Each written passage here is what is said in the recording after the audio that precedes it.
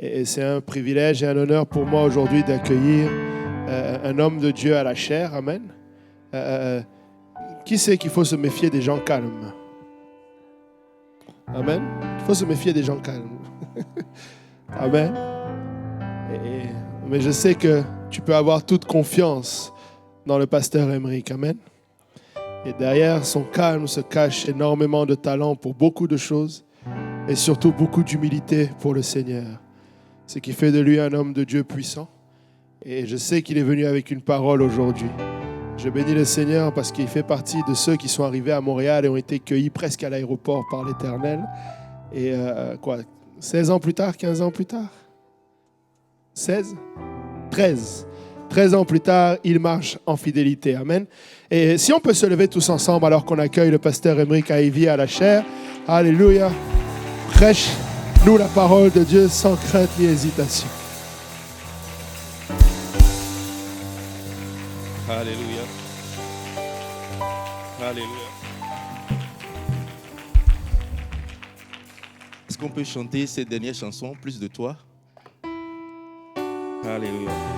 Est-ce que nous voulons avoir plus du Seigneur Jésus? Tout dans cette vie, on s'en lasse. À un moment donné, tu vas te lasser de tout. La belle voiture que tu as un jour, tu vas t'en lasser. La belle maison que tu as un jour, tu vas t'en lasser. Les meilleures choses que tu as dans la vie, un jour, tu vas en avoir assez. Mais il y a une chose dont on n'aura jamais assez, c'est le Seigneur Jésus. Alors on va chanter plus de toi encore. Encore plus de toi, Seigneur. Je veux être ivre de toi. Je veux être ivre de toi. Je veux me saouler de toi. Je veux plus encore de toi.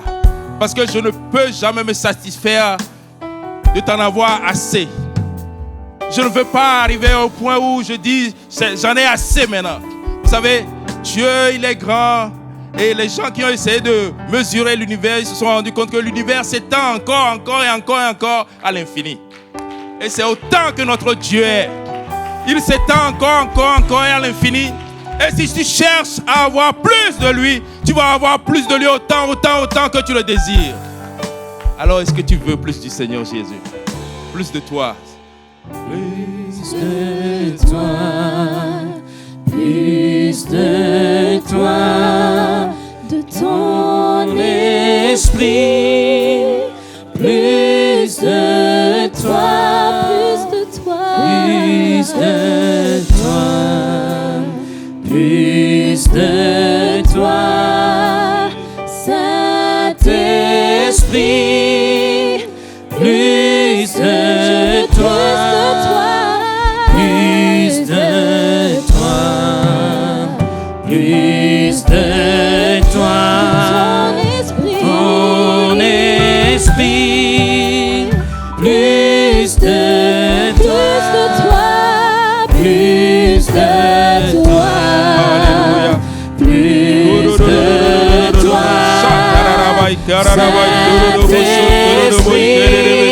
Alléluia, plus de toi, Seigneur Jésus. Béni soit le nom puissant de notre Seigneur Jésus, le Dieu de gloire, le Dieu d'amour, le Dieu de bonté, le Dieu de miséricorde. Nous célébrons encore le nom puissant de Jésus. Encore plus de toi, Seigneur éternel.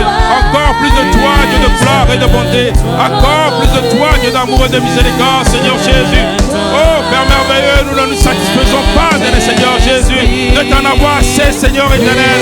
Oh, nous n'avons pas assez de toi, Seigneur Jésus. Encore plus, Seigneur. Encore plus, Seigneur Jésus. Encore plus, Seigneur éternel. Dieu de gloire et de bonté. Encore plus, Seigneur Jésus.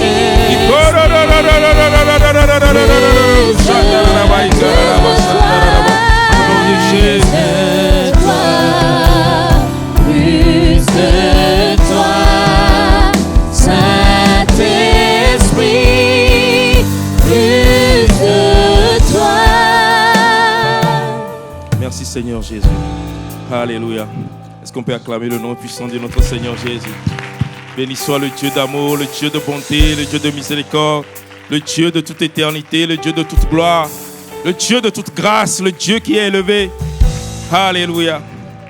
Alléluia. Vous savez, des fois, je me pose la question, comment un Dieu si grand, si glorieux peut se souvenir de nous. Vous savez, il y a quelque chose qui m'a impressionné. Les scientifiques nous ont montré l'image de l'univers. Et la Terre, elle est infiniment petite.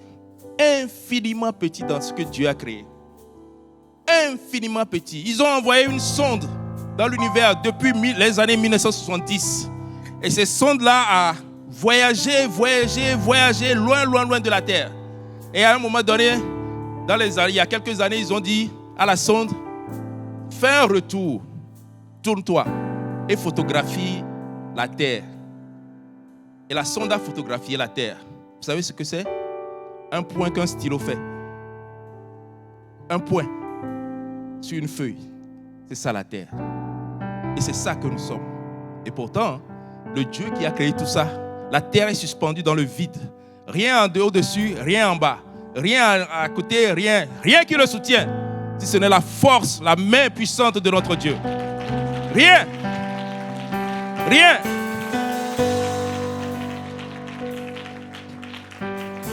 Et très souvent, vous allez voir le psalmiste faire rapport au Dieu créateur des cieux et la terre. C'est maintenant que j'ai compris ça. À chaque fois qu'il dit le Dieu créateur des cieux et la terre, si on te fait voir les cieux, si on te fait voir la terre, l'infiniment grand, l'infiniment petit, et il y a un Dieu qui a tout ça là au contrôle. Il dit, je donne à la mer une limite que tu ne dois pas dépasser. Vous savez qu'il y a des pays qui sont en dessous du niveau de la mer et pourtant la mer ne les envahit pas parce que Dieu lui a donné une limite que tu ne dois pas franchir.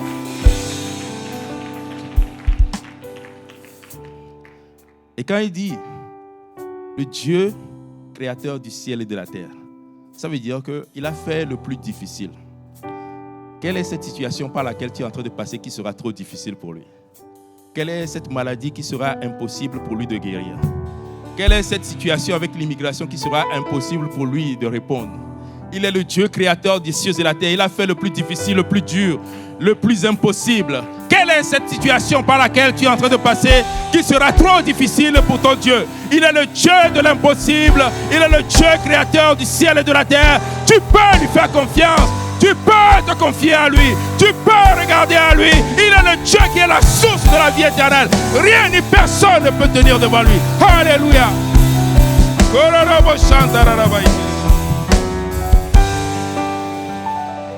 Maintenant, je veux dire à quelqu'un, dis à ton frère, à ta soeur qui est à côté de toi, ceci n'est pas ma fin. Dis ça avec conviction. Ceci n'est pas ma fin. Peut-être tu me vois aujourd'hui tel quel, mais demain sera pas pareil. Demain sera différent. Demain sera différent. Demain sera différent. Ceci n'est pas ma fin. Dieu ne m'a pas oublié. Dieu ne m'a pas laissé tomber. Ceci n'est pas ma fin. Demain sera différent.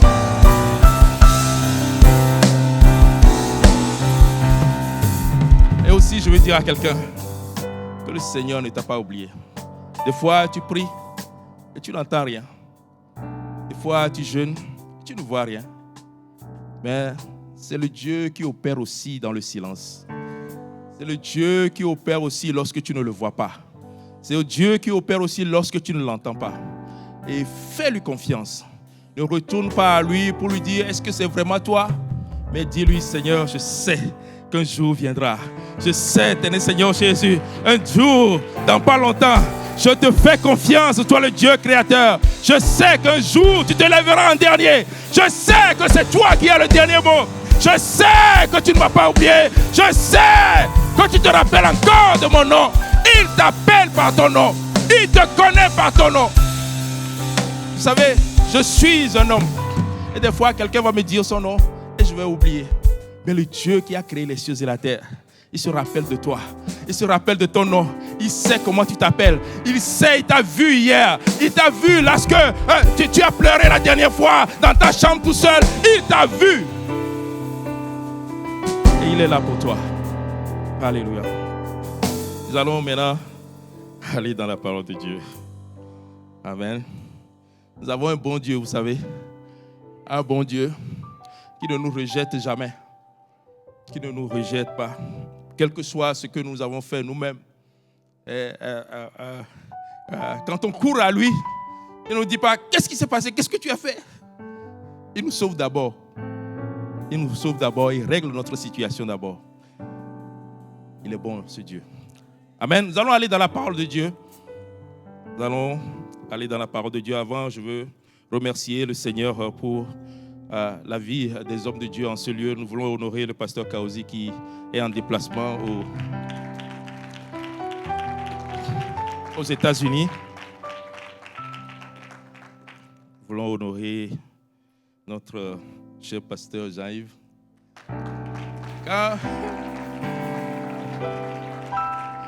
Quand je suis venu, il était le premier à m'inviter à venir chez lui à la maison manger et autres. J'ai dit, waouh, si l'église c'est comme ça, c'est bon. Amen. Et nous avons des hommes fidèles. Jour après jour, je vois leur fidélité dans l'œuvre de Dieu. Ils font un travail extraordinaire ici ainsi qu'à Laval. Et nous voulons honorer le pasteur Luc qui est avec nous aujourd'hui. Amen.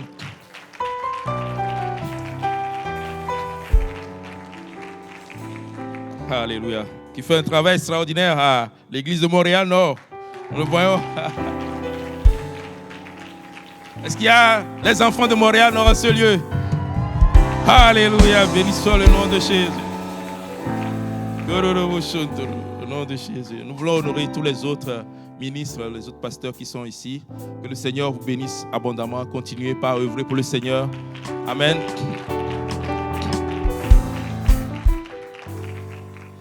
Et le dernier et non le moindre, j'aimerais honorer chacun d'entre vous. Chacun d'entre vous autant que vous êtes. Chacun d'entre vous d'avoir pris le temps ce matin de venir dans la maison de l'Éternel. D'avoir dit non à toutes les autres choses que vous aurez pu faire ce matin. Et vous êtes venus vous connecter à la source de la vie éternelle. Vous êtes venus vous connecter au Dieu très saint, au Dieu tout-puissant, au Dieu qui donne la vie. Alors, que le Seigneur vous bénisse abondamment dans le nom précieux et glorieux de Jésus. Amen. Nous allons aller dans la parole de Dieu maintenant. Matthieu chapitre 25, les 13 premiers versets. Je vais lire rapidement, je sais que c'est un peu long, mais Dieu va nous faire grâce. Amen. Alors le royaume des cieux sera semblable à 10 vierges qui, ayant pris leur lampe, allèrent à la rencontre de l'époux. 5 d'entre elles étaient folles et 5 sages. Les folles, en prenant leur lampe, ne prirent point d'huile avec elles, mais les sages prirent avec leur lampe de l'huile dans des vases. Et comme l'époux tardait, que quelqu'un dise l'époux tardait, toutes s'assoupirent et s'endormirent. Au milieu de la nuit, on cria, voici l'époux, allez à sa rencontre. Alors toutes ces vierges se réveillèrent et préparèrent leurs lampes. Les folles dirent aux sages, donnez-nous de votre huile, car nos lampes s'éteignent. Les sages répondirent, non, il n'y en aura pas assez pour nous et pour vous. Allez plutôt chez ceux qui en vendent et achetez-en pour vous. Pendant qu'elles allaient en acheter, l'époux arriva. Celles qui étaient prêtes entrèrent avec lui dans la salle des noces. Que quelqu'un dise, celles qui étaient prêtes. Et la porte fut fermée. Plus tard, les autres vierges vinrent et dirent, Seigneur, Seigneur, ouvre-nous. Mais il répondit, je vous le dis en vérité, je ne vous connais pas. Veillez donc, puisque vous ne savez ni le jour, ni l'heure. Si le pasteur Jean peut prier, s'il vous plaît.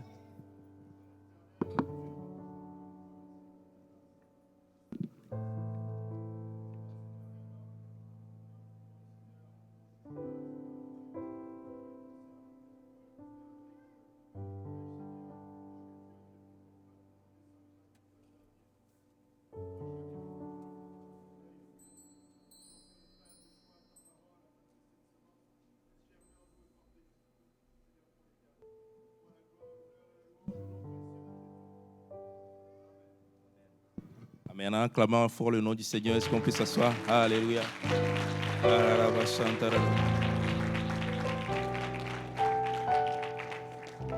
suis content d'être là aujourd'hui. Je suis venu avec ma famille, mes enfants. Ils sont quelque part, en train de se cacher.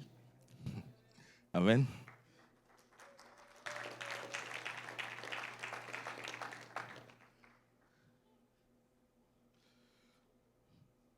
Demande à ton frère, Jésus revient bientôt. Es-tu prêt?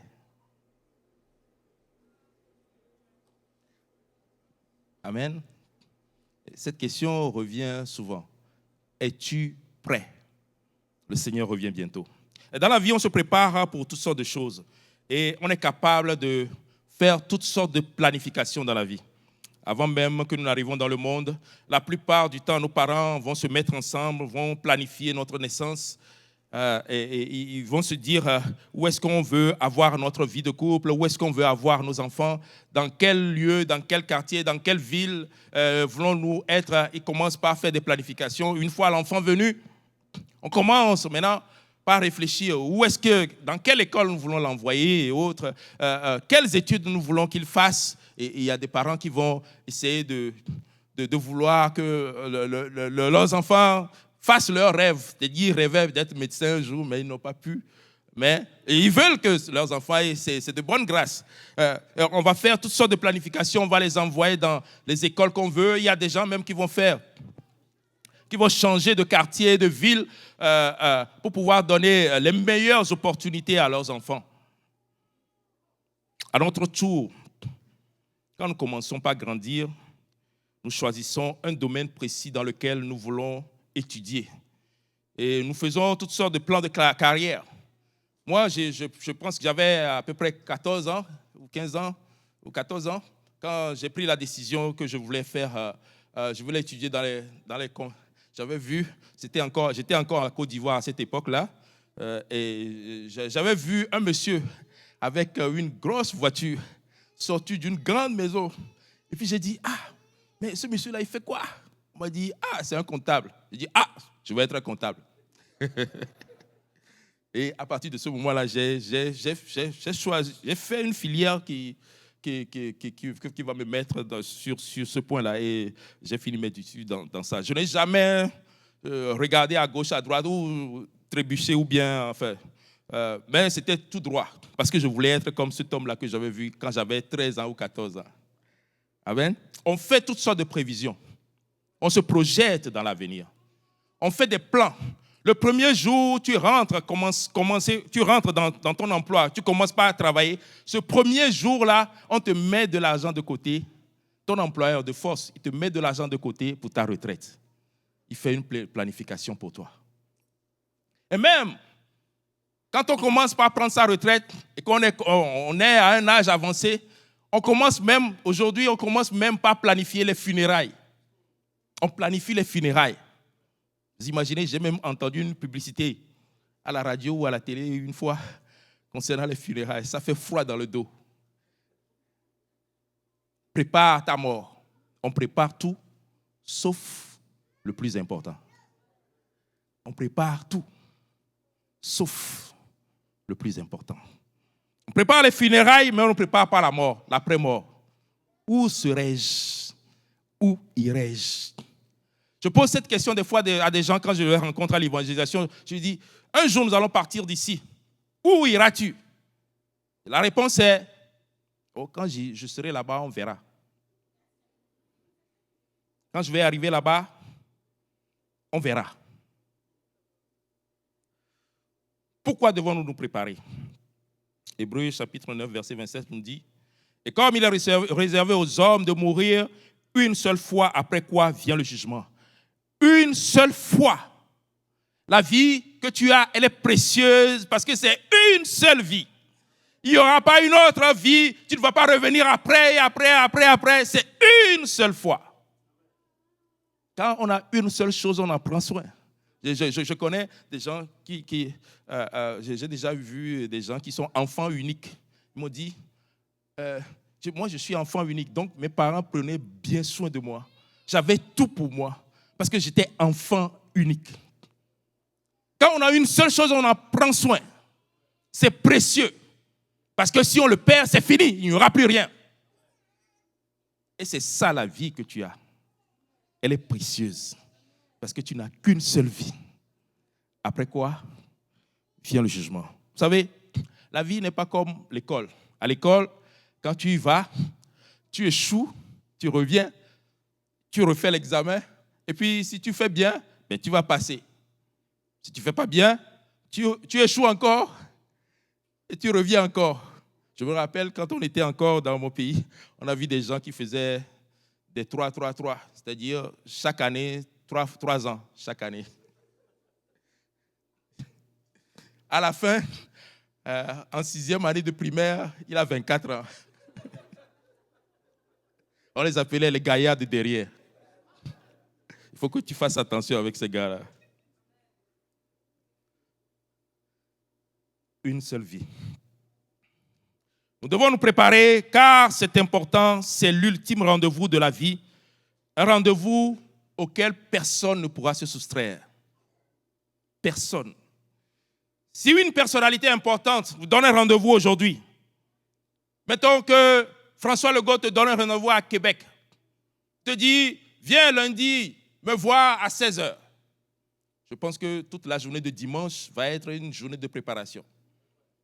Et je pense qu'il y a même des gens qui vont arriver là-bas le dimanche pour être frais le lundi, même si le rendez-vous c'est à 16h. Ou les gens qui vont partir en voiture vont s'assurer de partir tôt pour être là-bas très tôt et ne pas manquer le rendez-vous. Alors, si une personne comme toi peut te donner un rendez-vous, qui peut te donner des maux de tête, qui peut faire en sorte que tu bouscules tout dans ta vie, qu'en est-il du rendez-vous de Dieu? Qu'en est-il du rendez-vous de Dieu? Qu'en est-il du retour du Seigneur? Ecclésiaste 11, verset 9 nous dit, « Jeune homme, réjouis-toi dans ta jeunesse. Livre ton cœur à la joie pendant les jours de ta jeunesse. Marche dans les voies de ton cœur et selon les regards de tes yeux. Mais sache que pour tout cela, Dieu t'appellera en jugement. » Et quand je lis ce passage-là, regardez-le un peu, c'est ironique pour moi. Je me dis, mais c'est de l'ironie. C'est surtout la chose à ne pas faire. On te prévient que tu peux faire tout ce que tu veux, mais n'oublie pas, à la fin, on va faire les comptes. À la fin, tu vas rendre des comptes. Vous savez, quand tu sais que tu vas rendre des comptes, l'attitude est différente. Quand tu sais que tu vas rendre des comptes, le comportement est différent. Quand tu sais qu'à la fin, tu vas rendre des comptes, on se soigne. On prend soin de son attitude. On prend soin de ses actions. Fais tout ce que tu veux. Marche selon les désirs de ton cœur. Tu veux faire quelque chose aujourd'hui, vas-y. Tu veux faire quelque chose demain, vas-y. Mais sache qu'un jour, il t'appellera en jugement. Un jour, il t'appellera en jugement. Matthieu 24, verset 36 nous dit, « Pour ce qui est du jour et de l'heure, personne ne le sait, ni les anges des cieux, ni le Fils, mais le Père seul. Ce qui arriva du temps de Noé arrivera de même à l'avènement du Fils de l'homme. Car les jours qui précédaient le déluge, les hommes mangeaient et buvaient, et marièrent leurs enfants, jusqu'au jour où Noé entrant dans l'arche. » Jusqu'au jour où Noé entra dans l'arche. Les gens, la vie était normale.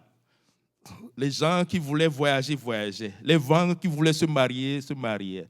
Tout était normal, comme chaque jour.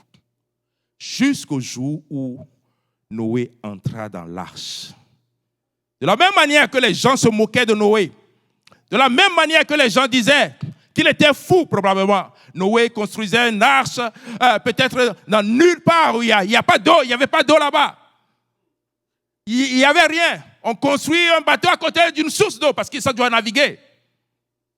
Ils n'avaient jamais vu l'eau tomber du ciel. Ils se sont moqués de lui. Pendant des années, pendant 100 ans, la Bible nous dit. Jusqu'au jour où Noé entra dans l'arche. Et Dieu a encore donné 7 autres jours. Dieu ne ferme jamais la porte sans nous donner l'opportunité d'y entrer. Dieu va leur donner encore 7 autres jours. 7 jours pendant lesquels c'était l'angoisse à l'intérieur. 7 jours pendant lesquels ils se posaient la question, est-ce qu'on a vraiment entendu de la part de Dieu? 7 jours pendant lesquels ça ne sentait pas bon à l'intérieur. Il faisait chaud. J'imagine que les gens sont venus à la porte. Noé, on fait un barbecue ici. Hein. Tu ne veux pas sortir un peu juste pour prendre de l'air? Il y a des gens qui, de temps en temps, veulent faire le pas. Juste sortir un peu de l'église. Je veux juste sortir un peu. Et après, je reviens. 7 jours durant lesquels cette porte elle est restée ouverte. C'était 7 jours d'opportunité de l'autre côté. 7 jours d'opportunité pour les gens qui étaient dehors. 7 jours pendant lesquels ils pouvaient encore entrer. 7 jours pendant lesquels ils pouvaient encore avoir cette part avec le Seigneur. 7 jours. Puis Dieu ferma la porte. Et c'est Dieu lui-même qui a fermé la porte. Et comme on vient de le dire, quand Dieu ferme, personne n'ouvre. C'est Dieu qui a fermé la porte. Et à un moment donné, l'eau a commencé par tomber. Et au tout début, je pense que ça devrait être une réjouissance. Vous imaginez? Quelque chose que vous n'avez pas vu, vous voyez pour la première fois, on s'est réjoui. Ah, il y a de l'eau. Je me rappelle encore quand dans mon pays, quand on a vécu dans la saison sèche pendant longtemps et que la pluie tombe finalement, tous les enfants commencent par courir et chanter sous l'eau. Et je pense que ça devrait être ça. Et puis, à un moment donné, la pluie ne s'arrête pas. C'est bon, on en a assez maintenant. Mais ça ne s'arrêtait pas. Et puis à un moment donné, ça commençait pas à monter même. Oh. Et si Noé avait raison? Et si le pasteur avait raison? Et si ce qu'on nous avait dit était vrai? Ok, allons maintenant à Noé. Mais la porte est fermée. Et c'est Dieu qui l'a fermée. Ce que Dieu a fermé, personne ne peut l'ouvrir. Ils sont là. Noé, ouvre-nous la porte. Nous sommes là. Noé était désolé. Même s'il le voulait de tout son cœur, il ne le pouvait quand même pas. La porte était fermée, scellée par Dieu. Noé, l'eau était montée jusqu'à leur cou. Noé, au moins, prends notre enfant. Lui n'a rien fait. Même ça, Noé ne le pouvait pas. La porte était fermée, scellée par Dieu.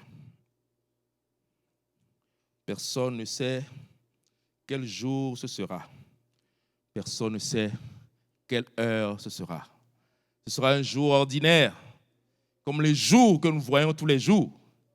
Les jours où tu vas aller travailler normalement, les jours où tu vas te chicaner avec quelqu'un, les jours où tu vas manger normalement, les jours où tu vas faire les choses que tu as l'habitude de faire chaque jour.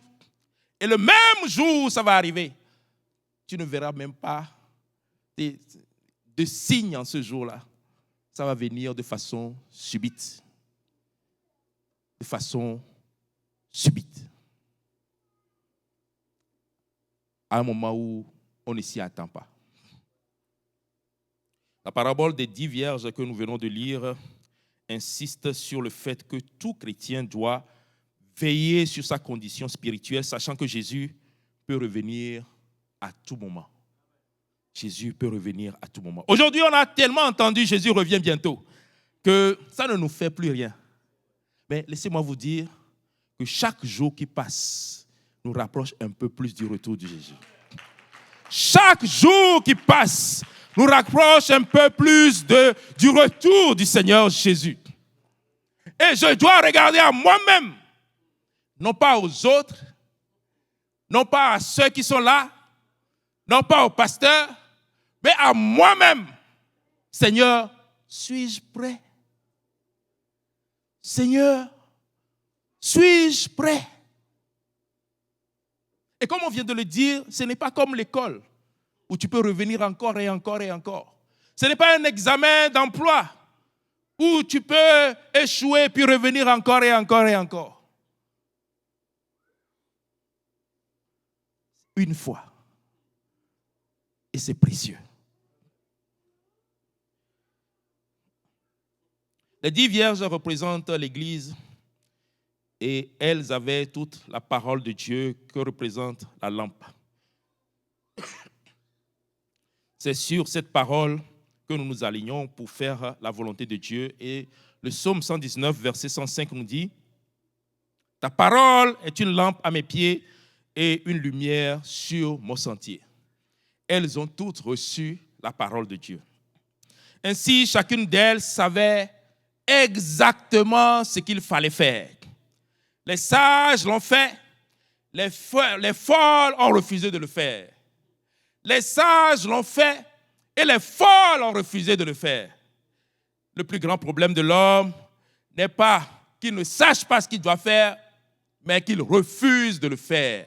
Exactement comme Caïn a refusé de faire ce que Dieu lui demandait de faire. La parole de Dieu nous dit de ne pas suivre la voie de Caïn. De ne pas suivre la voie de Caïn.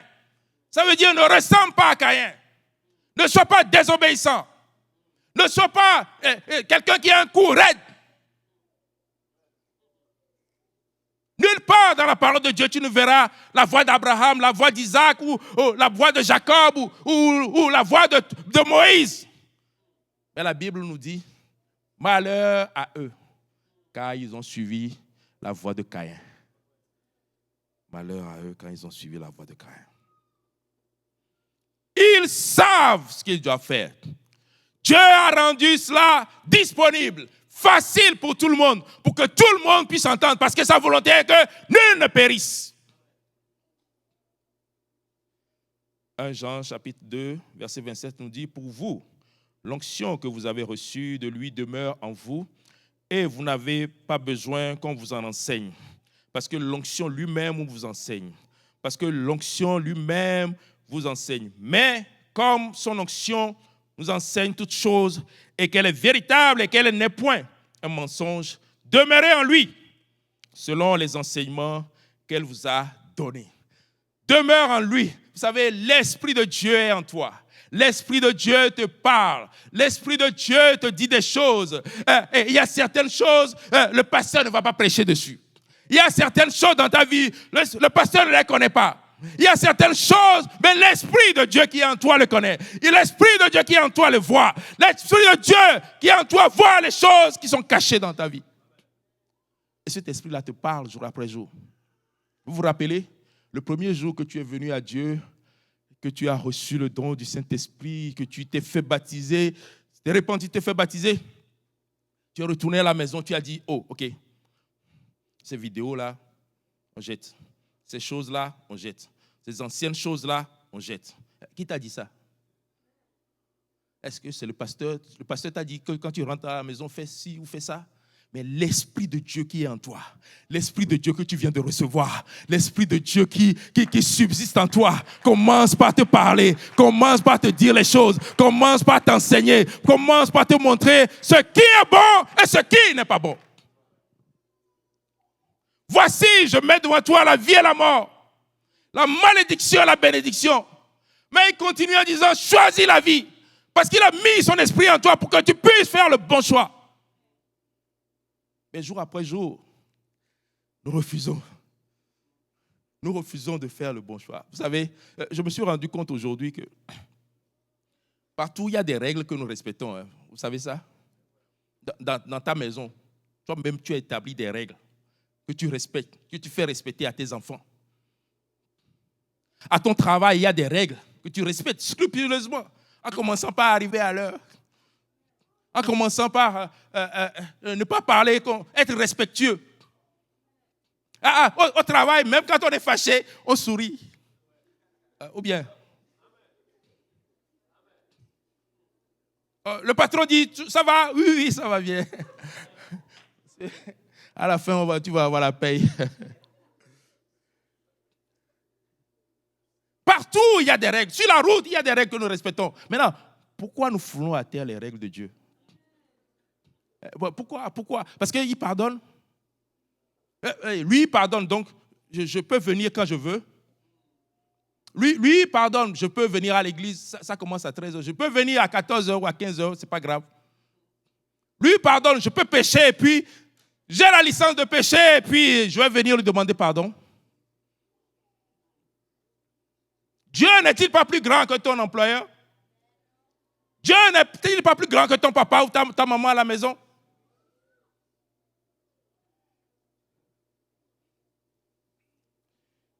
Vous savez, l'esprit que nous avons reçu, c'est une puissance. Non seulement il nous enseigne, mais c'est une puissance de feu que nous avons. Il dit, acte 1, verset 8, « Mais vous recevrez une puissance, le Saint-Esprit survenant sur vous, et vous serez mes témoins à Jérusalem, dans toute la Judée, dans la Samarie, jusqu'aux extrémités de la terre. » Le Saint-Esprit est une puissance de Dieu avec laquelle on guérit les maladies, on ressuscite les morts, on chasse les démons. Et donc, c'est une puissance, alors utilise-la. C'est une puissance, alors utilise-la. C'est une puissance, alors utilise-la. Vous savez, nous ne voulons pas être des chrétiens bébés tout le temps. Après 40 ans, tu es encore bébé. La moindre petite chose, une assiette tombe dans ta maison. Allô, pasteur, est-ce que tu peux venir? Mais tu as le Saint-Esprit.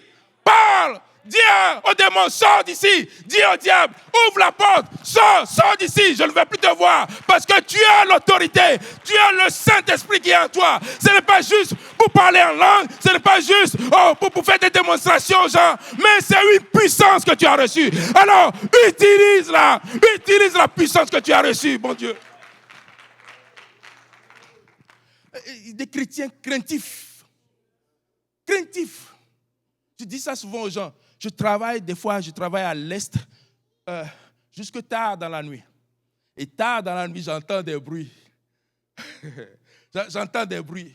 Et je dis au diable, il va falloir que tu fasses plus que ça. Je n'ai pas peur.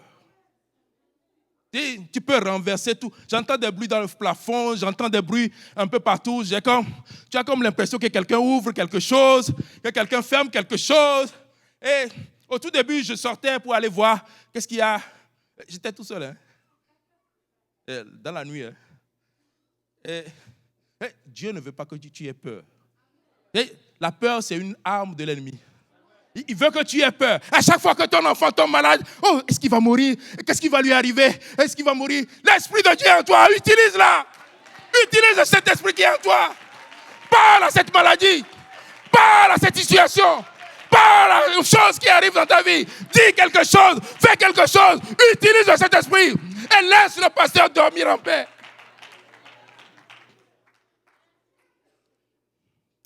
Vous savez, ce message de la parabole des 10 vierges nous parle à nous qui sommes déjà dans l'église et qui avons été enseignés sur la parole de Dieu. Nous avons été baptisés, nous avons reçu le don du Saint-Esprit. Nous croyons que Dieu est... Nous qui croyons en Dieu et qui avons une vie de repentance et de sanctification. Ce message nous est destiné. Jean chapitre 8, verset 32 nous dit « Vous connaîtrez la vérité et la vérité vous affranchira. » 5 d'entre elles étaient folles. Il s'agit ici de toute personne qui écoute la parole de Dieu, mais qui ne la met pas en pratique. Ils connaissent la vérité, mais ils ne l'aiment pas. Ils connaissent la vérité, mais ils n'aiment pas la vérité. Si tu es ici et que tu n'aimes pas la vérité, prie, demande à Dieu, Seigneur, je reconnais dans mon cœur, tu le sais, que je n'aime pas entendre la vérité. Je n'aime surtout pas que ça vienne de quelqu'un ou de quelqu'un d'autre. Mais aide-moi à pouvoir entendre la vérité et à la recevoir. Et non seulement à la recevoir, mais aussi à la mettre en pratique dans ma vie de tous les jours. 5 étaient folles et 5 étaient sages. Vous savez, il y a beaucoup de personnes qui savent que Dieu existe et pourtant qui ne feront rien pour aller au ciel. Vous allez les rencontrer dans la rue. Oui, je sais que Dieu existe. Oui, je sais qu'il est mort à la croix pour moi. Oui, mais ça s'arrête là. Il ne fera rien du tout. Il ne fera rien du tout. Vous imaginez si nous arrivons à planifier notre vie, notre retraite, même nos funérailles. Mais la vie que nous avons, que nous allons avoir là, après la mort, qui va être beaucoup, beaucoup, beaucoup plus longue que ce que nous vivons sur la terre. Ne devons-nous pas la planifier aussi? Ils veulent aller au ciel sans rien faire. Même dans la vie de tous les jours, nous savons que rien n'est gratuit, il faudra payer un prix. Tu dois payer un prix. Jésus est mort à la croix pour nous, il a payé le prix. Maintenant, il faut que toi aussi tu fasses quelque chose. Il faut aussi que tu fasses un pas en avant pour pouvoir te repentir, un pas en avant pour pouvoir rentrer dans les eaux du baptême, un pas en avant pour pouvoir recevoir le don du Saint-Esprit et 1000, 10 000 pas de vie, de sanctification jour après jour jusqu'à ce que le Seigneur ne revienne. Ce n'est pas juste un jour, ce n'est pas juste une semaine, c'est une quête de tous les jours. Tous les jours, Seigneur, est-ce que je suis encore agréable? Seigneur, est-ce que je suis encore agréable? Seigneur, est-ce que je suis encore sur le chemin que tu as tracé pour moi? Les folles, ce sont celles qui écoutent la parole de Dieu mais qui ne la mettent pas en pratique. Ce sont des chrétiens de dimanche pour certains. Ils sont là le dimanche pour se donner une bonne conscience. J'ai été à l'église. Qu'est-ce que tu fais le dimanche? Je vais à l'église. À 13h, je vais à l'église. Mais c'est tout. Ce sont des chrétiens qui ne prient pas et donc qui n'ont aucune relation avec le Seigneur. Ce sont des chrétiens qui veulent vivre comme ils veulent, jouir de la vie comme ils veulent, comme bon leur semble, et pourtant aller au ciel. Ce sont des chrétiens qui vivent sur l'onction de leur pasteur ou de leur frère ou de leur sœur. À chaque fois qu'ils ont quelque chose, pasteur. À chaque fois qu'ils ont quelque chose, pasteur. Je ne dis pas de ne pas aller voir le pasteur. Mais si à chaque fois que quelque chose tombe dans ta maison, il faut que tu appelles le pasteur. Si à chaque fois que tu as toi-même un petit mot de tête, impose-toi la main. Prie pour toi-même. Seigneur, tu es capable de me guérir. Seigneur, je t'ai vu à l'œuvre. J'ai vu des gens être guéris. Tu es le même Dieu. Alors guéris-moi. Les folles, ce sont des chrétiens qui ne le sont que de nom, car Christ n'est pas en eux. Cependant, les sages sont ceux à qui on annonce la parole de Dieu et qui s'empressent d'y obéir. Ils courent, ils s'empressent d'y obéir. Ce sont ceux qui se laissent utiliser par le Saint-Esprit, qui obéissent à la voix de Dieu. Ce sont, vous savez, si quelqu'un devait venir de l'enfer pour pouvoir nous témoigner. Vous savez, en affaires, qu'il y a beaucoup de gens, que tout le monde en affaires croit en Dieu. Hein. Parce qu'arrivé là-bas, finalement, comme on vient de le voir pour le cas de Noé, et si Noé avait raison? Finalement, et si le pasteur avait raison? Finalement, si l'église avait raison? Mais c'est un chemin de non-retour. On ne peut plus le retourner. C'est un chemin, tu pries, il n'y a plus rien là-bas. C'est un chemin de non-retour, tu ne peux plus revenir.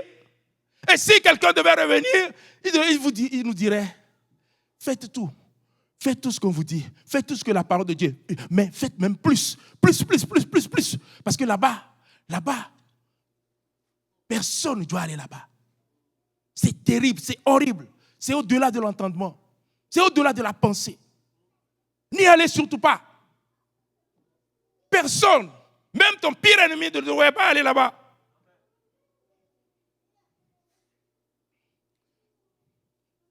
Quel genre de vierge es-tu? Folle ou sage? Quel genre de vierge es-tu? Folle ou sage? J'aimerais que tout le monde réfléchisse un peu. À où tu te situes aujourd'hui par rapport à la parole de Dieu? À où tu te trouves aujourd'hui par rapport au retour du Seigneur? Si le Seigneur devait revenir aujourd'hui, es-tu prêt aujourd'hui, là, maintenant? Ou as-tu encore des choses? Traînes-tu encore des casseroles? Il y a des gens qui ont fermé leurs frères dans leur cœur. Ce que tu m'as fait là, je ne peux pas pardonner ça. Non, on ne fait pas ça. Ils ont enfermé leurs frères dans leur cœur. il est là. Jour après jour, il se rappelle de ce qu'ils lui ont fait. 20 ans après, il se rappelle exactement avec la date ce qu'on lui a fait. Libère-les et libère-toi. Libère-les et libère-toi. Libère-les et libère-toi. Libère-les de ton corps. Libère-les de ton cœur et libère-toi. Laisse aller les choses. Laisse aller. Ça ne vaut pas la peine. Un jour, vous savez, un jour, regardez un peu. Mettons que tu as 10 ans et que tu te disputes avec ton frère de 12 ans par rapport à un jouet. Et tu as tellement pleuré par rapport à ça. Tu t'es fâché. Ton frère t'a tabassé peut-être à cause de ça. 10 ans plus tard, tu as 20 ans. Ce jouet-là, est-ce que ça te dit encore quelque chose? Ça ne représente rien. Ça n'a aucune essence d'importance. Le temps va toujours avoir raison de tout. De tout. De tout. Et de nous-mêmes. Le temps va toujours avoir raison de tout. Avec le temps, on se rend compte que ce n'était vraiment pas la peine. Avec le temps, on se rend compte que, je pouvais pardonner ça, ce n'est pas grave. Avec le temps, on se rend compte que tout va subir l'effet du temps. Tout, absolument tout. Où es-tu aujourd'hui? Où te situes-tu aujourd'hui? L'époux tardait. 2 Pierre, verset 3, à partir verset 3, 9, nous dit: le Seigneur ne tarde pas dans l'accomplissement de la promesse comme quelques-uns le croient, mais il use de patience envers vous, ne voulant pas qu'aucun périsse, mais voulant que tous parviennent à la repentance. Tous parviennent à la repentance. Il a remarqué que quand le Seigneur est arrivé, tout le monde a été surpris, mais les sages avaient conservé l'huile dans des vases qui représentent le Saint-Esprit. L'huile représente le Saint-Esprit. Romains 8, verset 9 nous dit: pour vous, vous ne vivez pas selon la chair, mais selon l'Esprit, si du moins l'Esprit de Dieu habite en vous. Si quelqu'un n'a pas l'Esprit de Christ, il ne lui appartient pas. Et aujourd'hui, en ce lieu, aujourd'hui même, si tu veux recevoir l'Esprit de Christ, nous allons prier pour toi, nous allons t'imposer les mains et tu vas le recevoir afin que tu lui appartiennes avant de sortir même de ce lieu. Avant de sortir d'ici, il faut que tu appartiennes au Seigneur Jésus. Toutes s'assoupirent et s'endormirent. Toutes, autant les folles que les sages. Toutes, sans exception, se sont assoupies. Vous savez, il arrive des temps, même les plus alertes commencent par s'endormir.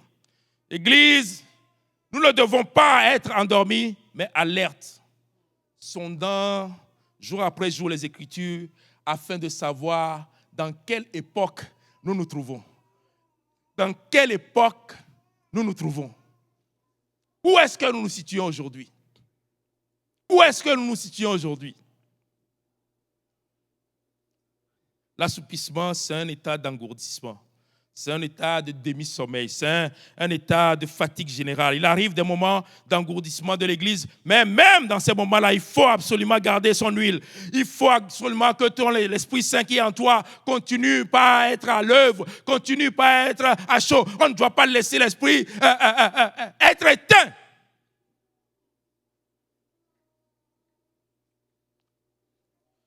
L'assoupissement, c'est le moment où nous ne sommes plus chauds à œuvrer pour Dieu. Nous ne sommes plus chauds à prier. L'assoupissement, c'est le moment où nous avons déjà tout entendu. Nous avons déjà entendu toutes sortes de paroles. Nous avons déjà entendu toutes sortes de messages qui ne nous font plus sursauter. L'assoupissement, c'est le moment où l'œuvre de Dieu ne nous fait plus sursauter. Quelqu'un dit, on a gagné une âme. Ok. On a gagné 100 âmes. Ok. Acclamons le Seigneur.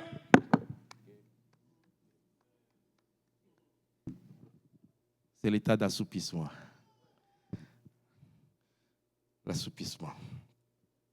Même celles qui avaient de l'huile s'endormirent aussi. Nous sommes guettés par un état d'assoupissement. Frères et sœurs, personne n'est à l'abri de ça. Jour après jour, il faut que tu t'élèves. Jour après jour, il faut que tu te reconnectes à ce Dieu. Jour après jour, il faut que tu te reconnaisses à l'Esprit de Dieu qui est en toi. Il faut rester éveillé. Vous savez, il y a beaucoup de choses dans nos vies qui essayent d'attirer notre attention. Il y a toutes sortes de distractions aujourd'hui, toutes sortes de choses. Ah, je n'ai pas encore fait ceci, je n'ai pas encore fait cela, je n'ai pas encore fait ceci. Ah, je ne sais pas si ça vous arrive, hein. Mais moi, quand je prends l'avion, que je quitte le Canada, mon cœur est...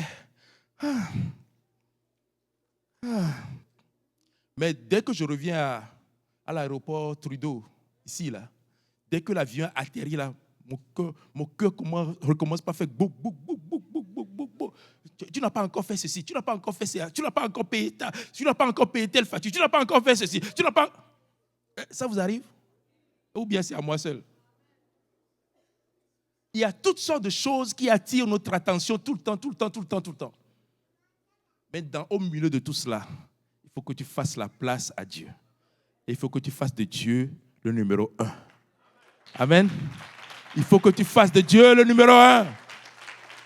Seigneur, je vais passer au milieu des troubles aujourd'hui, mais je veux me confier en toi d'abord. Je ne sais pas ce qui va arriver au cours de la journée, mais je vais confier ma vie à toi d'abord. Je ne sais pas ce qui va m'être réservé sur mon lieu de travail, mais je me confie à toi d'abord. Dieu est la priorité. Dieu est le numéro 1. Dieu en tout temps. Et pas même pendant la journée. Oh Seigneur, merci. Tu as encore fait grâce aujourd'hui. Oh Seigneur, merci pour cette opportunité. Merci encore aussi aujourd'hui pour ceci ou cela. Dieu nous fait grâce jour après jour. Jour après jour.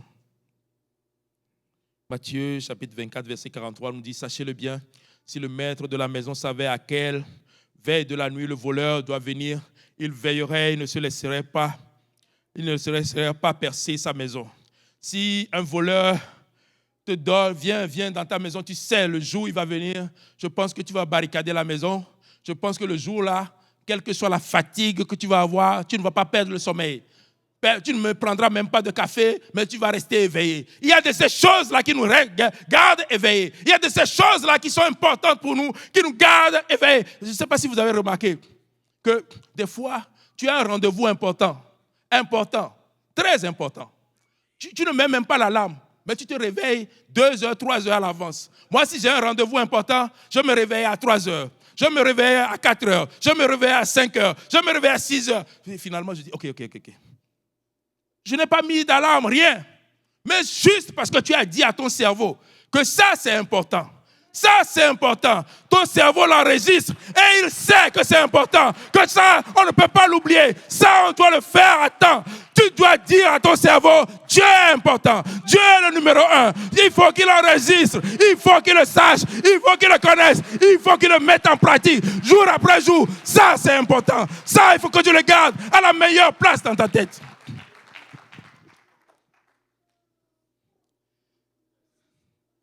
Si on savait le jour où le voleur allait venir, on allait prendre toutes les mesures pour qu'il ne vienne pas percer.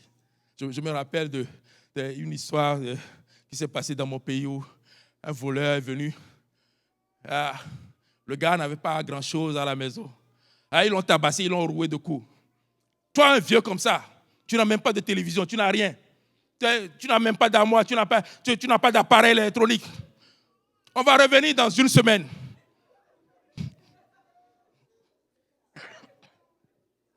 On va revenir dans une semaine.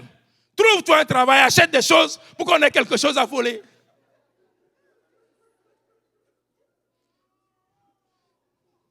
Si tu savais le jour où le voleur allait venir, tu allais prendre toutes tes dispositions. Romains chapitre 8, versets 26 à 27. De même aussi, l'Esprit nous aide dans nos faiblesses, car nous ne savons pas ce qu'il convient de demander dans nos prières, mais l'Esprit lui-même intercède par des soupirs inexprimables. Et celui qui sonde les cœurs connaît quelle est la pensée de l'Esprit, parce que c'est Dieu qui intercède en notre faveur pour les saints. L'Esprit de Dieu est là pour t'aider dans tes faiblesses. L'Esprit de Dieu est là pour parler à toi. L'Esprit de Dieu est là pour pouvoir te guider et te diriger. L'Esprit de Dieu est là pour pouvoir œuvrer dans ta vie. Alors, ne laisse pas cet esprit-là s'éteindre. Garde ta lumière allumée. garde ta lampe allumée. Et j'ai oublié de le dire, le titre de mon message c'est garde ta lampe allumée. Lévitique 6, verset 56 nous dit, le feu brûlera sur l'autel, il ne s'éteindra point. Chaque matin, le sacrificateur y allumera du bois, arrangera l'holocauste et brûlera la graisse des sacrifices d'action de grâce. Le feu brûlera continuellement sur l'autel et ne s'éteindra point. Le feu que tu as, il faut qu'il brûle continuellement. Il ne doit jamais s'éteindre. Il faut qu'il brûle continuellement. Quand tu pries, qu'est-ce que je suis en train de faire? Je mets du bois pour que mon feu continue pas à brûler. Quand tu évangélises, qu'est-ce que tu es en train de faire?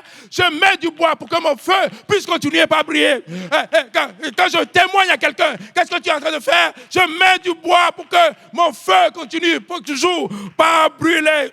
Quand tu te sanctifies, je me sanctifie pour que le bois puisse continuer à brûler. Fais quelque chose. Fais quelque chose afin que ton feu continue pas à brûler. Fais quelque chose. Fais quelque chose. Tu n'iras pas au ciel sur le pouce. Tu n'iras pas au ciel sur l'huile de quelqu'un d'autre. Le pasteur ne va pas te prêter son huile pour que tu puisses aller au ciel avec. Le pasteur, ton frère ou ta soeur qui est à côté de toi ne va pas te prêter son huile pour que tu puisses aller au ciel avec. On leur a dit, allez chercher là où ça se trouve. Allez en chercher là où ça se trouve. Allez en chercher. Et au moment où ils étaient partis en chercher, l'époux est arrivé. L'époux est arrivé. L'époux est arrivé à un moment où il ne s'entendait pas. N'éteins pas le feu du Saint-Esprit qui est en toi. N'éteins pas le feu du Saint-Esprit qui est en toi. La Bible déclare dans Ecclésiaste 7, verset 8, « Mieux vaut la fin d'une chose que son commencement. Mieux vaut un esprit patient qu'un esprit hautain. Mieux vaut la fin d'une chose que son commencement. » Pense-y. Réfléchis un peu à ça. Tu as commencé tout bouillant. Tu étais zélé pour l'œuvre de Dieu. Tu as commencé, l'Esprit de Dieu était en toi, tout bouillant, jour après jour. Et aujourd'hui, ça ne te dit plus rien. La Bible déclare, mieux vaut la fin d'une chose que son commencement. Et la Bible déclare, êtes-vous tellement dépourvu de sens? Après avoir commencé avec l'Esprit, vous voulez maintenant finir dans la chair? Après avoir commencé dans l'Esprit, veux-tu maintenant finir dans la chair? Alors que la fin est plus importante que toute autre chose. Peut-être que tu as commencé en titubant, ce n'est pas grave. Mais la fin qui compte. Peut-être que tu as commencé, tu venais de temps en temps ou de temps à autre. Ce n'est pas grave, mais la fin qui compte. Prenez soin de votre fin. Prenez soin de ce que vous faites aujourd'hui. Prenez soin de ce que vous faites maintenant. Car c'est la fin qui est le plus important. Je me rappelle quand j'étais encore dans mon pays, il y avait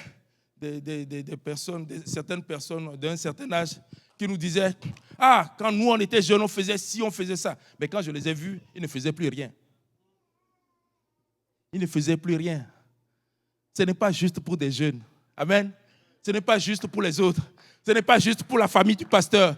Ce n'est pas juste pour les enfants du pasteur. Ce n'est pas juste pour ceux qui sont en train de chanter. Ce n'est pas juste pour ceux qui sont dans un ministère quelconque. Mais c'est pour tout le monde. Qu'est-ce que tu es en train de faire? Qu'est-ce que tu fais pour garder ta lampe allumée? Pour garder ta lampe allumée. Le feu brûlera sur l'autel et ne s'éteindra pas. Le feu que Dieu t'a donné, il ne veut pas que cela s'éteigne. Fais quelque chose pour que cela ne s'éteigne pas. Au milieu de la nuit, on cria, « Voici l'époux, allez à sa rencontre. » Question pour chacun d'entre nous. Qui a crié? Qui a crié au milieu de la nuit? Vous savez, l'époux, c'est Dieu, donc Jésus, et les vierges, ce sont nous, les âmes, l'Église. Celui qui a crié au milieu de la nuit, c'est l'homme de Dieu. C'est l'homme de Dieu qui a donné le même message jour après jour. Les folles ont refusé d'obéir. Les sages ont accepté avec empressement. Elles ont obéi. Ils ont tous reçu le même message. Ils étaient dans le même environnement. Ils mangeaient à la même table. Ils avaient la même éducation. Qu'est-ce qui n'a pas marché? Qu'est-ce qui n'a pas fonctionné? Pourquoi?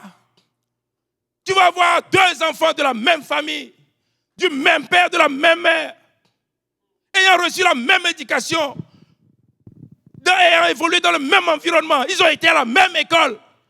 L'un va être un brigand en prison. L'autre va être une personne respectable dans la société. Qu'est-ce qui n'a pas marché? Quel choix tu fais aujourd'hui? Quel choix tu fais de ta vie? Comme on vient de le voir, tu as une seule vie. Il n'y aura pas de retour en arrière. Il n'y aura pas de revirement. Satan, attends un peu. Attends. Je ne suis pas censé venir ici. Il faut que je retourne. Je vais bien faire les choses que Dieu m'a dites et puis je vais revenir. C'est sûr que je ne vais plus revenir chez toi. Ça n'arrivera pas. Et personne ne va aller au ciel par hasard. Vous avez remarqué que le mot hasard n'existe pas dans la Bible? Hey, tu vas pas arriver. Oh, je suis arrivé au ciel. Waouh, merci Seigneur. Je ne sais même pas ce que j'ai fait.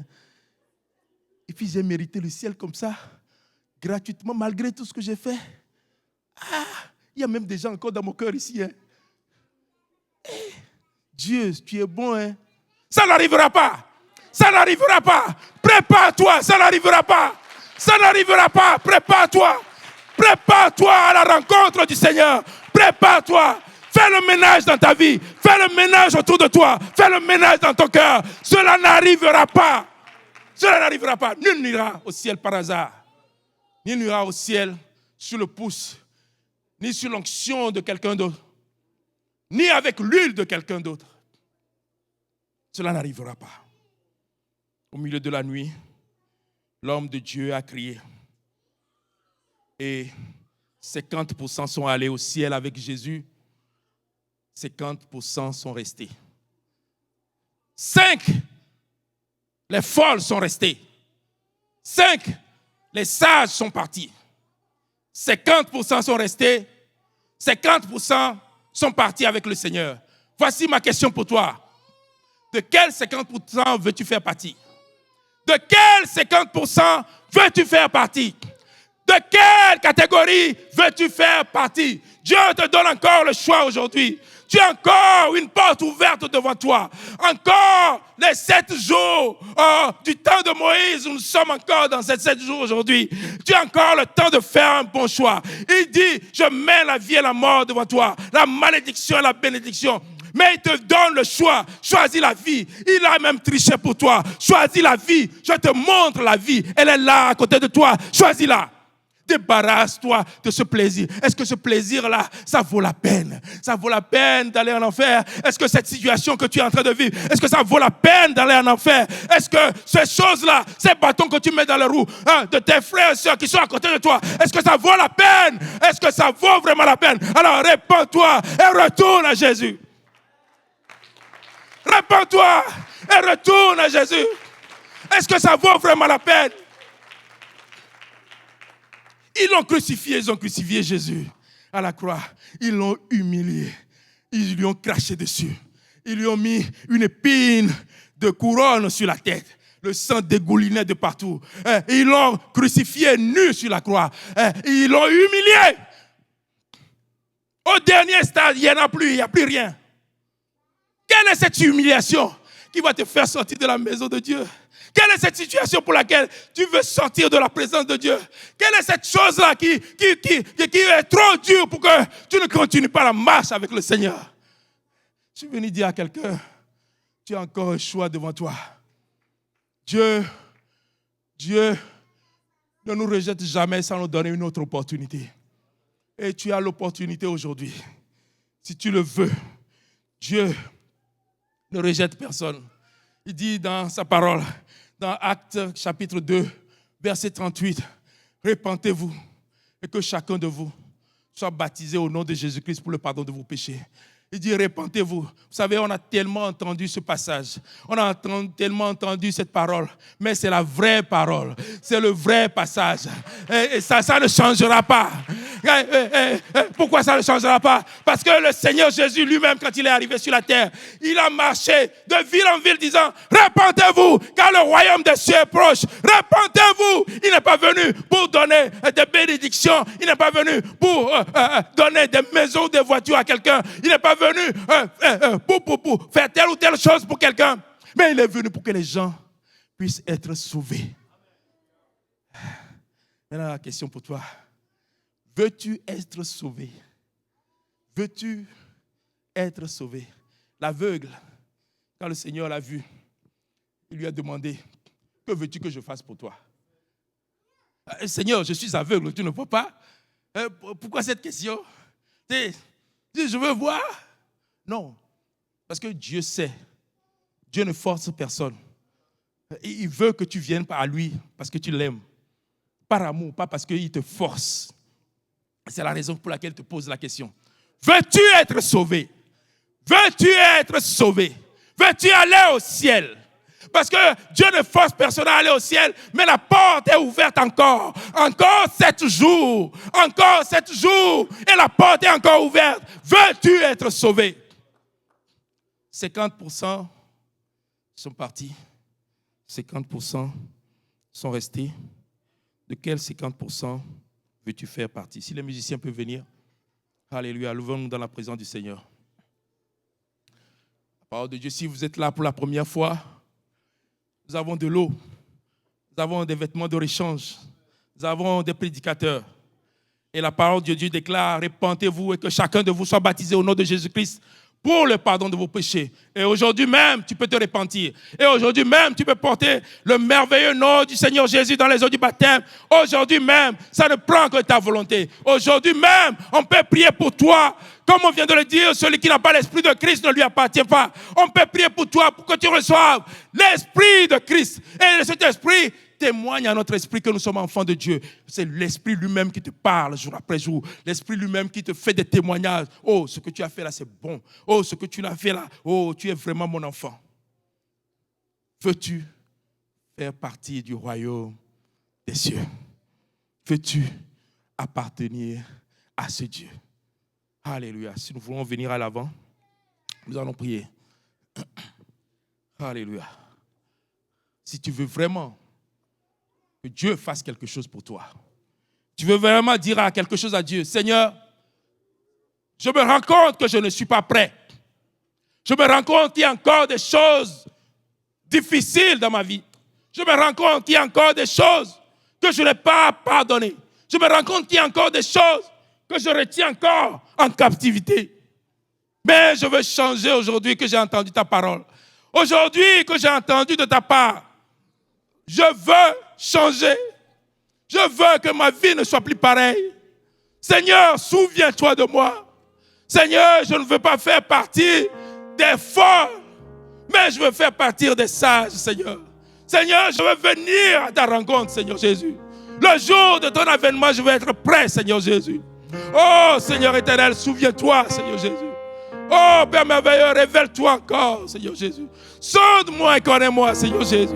Sonde mon cœur et connais-moi, Seigneur. Souviens-toi de moi, Dieu de miséricorde. Révèle-toi et agis encore dans ma vie, Seigneur. Oh, Père merveilleux, entre tes mains, nous abandonnons toujours, Seigneur Jésus. Oh, nous sommes à toi, nos vies sont cachées en toi, Seigneur. Lave-nous et purifie-nous par ton sang, Seigneur. Pardonne-nous tout péché, toute souillure, toute iniquité, Seigneur. Nous avons fait ce qui est mal à tes yeux, Seigneur Jésus. Nous nous repentons de tout mal, Père merveilleux. Aie pitié de nous, Seigneur. Prépare-nous au jour de ton avènement, Seigneur. Prépare-nous à ta rencontre, Seigneur Jésus. Oui, nous voulons être sauvés, Seigneur. Oui, nous voulons venir à toi, Seigneur Jésus. Oui, nous ne voulons pas rester dans ce bas monde, Seigneur éternel. Rien ne mérite que nous y restions, Seigneur. Rien ne mérite que nous y restions, Seigneur Jésus. Nous voulons nous détourner de notre ancienne vie, Seigneur. Nous voulons nous détourner des anciennes choses, Seigneur éternel. Fais de nous une nouvelle créature aujourd'hui, Seigneur Jésus. Lave-nous, Seigneur. Lave notre cœur, Seigneur. Lave notre âme, Seigneur. Lave notre esprit, Seigneur Jésus. Souviens-toi de nous, Père merveilleux. Dieu de gloire et de bonté, accueille en nous, Seigneur. C'est toi seul qui as les paroles de la vie éternelle. Nous sommes là, à la source de la vie éternelle ce matin. Oh, Seigneur Jésus, sonde mon cœur, Seigneur. Sonde mon cœur, Dieu de miséricorde. Sonde mon cœur, Dieu de mon salut. Souviens-toi de moi, Seigneur. Souviens-toi de mon frère, de ma soeur, Seigneur Jésus. Je ne veux pas que ma présence dans ta maison soit vaine, Seigneur. Je ne veux pas faire juste du folklore, Seigneur éternel. Je ne veux pas faire juste de la figuration, Seigneur éternel. Je ne veux pas être là juste pour le nombre, Seigneur Jésus. Mais je veux être changé, transformé, Seigneur éternel. Oh, Dieu de gloire et de bonté. Renouvelle à moi la puissance de ton Esprit Saint. Renouvelle à moi le feu, Seigneur Jésus. Que le feu brûle encore, Seigneur. Que ton feu brûle encore, Seigneur Jésus. Que ton feu brûle encore, Seigneur éternel. Déverse encore la puissance du feu de l'Esprit Saint en moi, Seigneur. Chaque jour, oh Seigneur éternel, chaque jour je veux mettre le bois. Je veux arranger le feu. Chaque jour je veux prier, Seigneur. Chaque jour je veux me référer à toi, Seigneur. Chaque jour je veux regarder à toi, Seigneur Jésus. Chaque jour, Seigneur éternel, c'est toi qui traces le chemin, Seigneur. C'est toi qui montres la voie, Seigneur Jésus. Oh Père merveilleux, à qui d'autre irions-nous, Seigneur? Nous avons besoin de toi, Seigneur Jésus. Nous voulons être sauvés, Seigneur. Oui, oui, oui, oui, nous voulons être sauvés. Oui, nous voulons être sauvés, Dieu de miséricorde.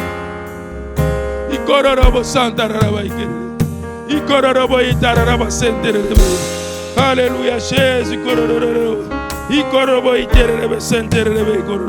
Alléluia, Jésus. Alléluia, à toi la gloire, à toi la louange, Seigneur. À toi l'adoration, Seigneur Jésus. Il est encore en contrôle. Il est là, ce lieu. Il est encore à l'œuvre, Seigneur. Il est encore en contrôle.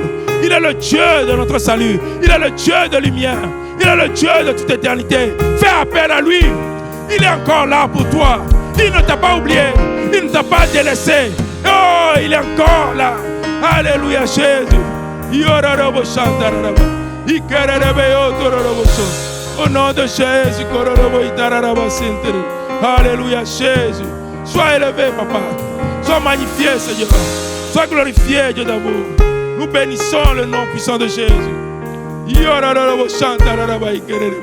Ouvre ton cœur devant lui. Répands-toi devant lui. Déverse tout. Ne retiens rien. Seigneur, peut-être les gens ne le savent pas.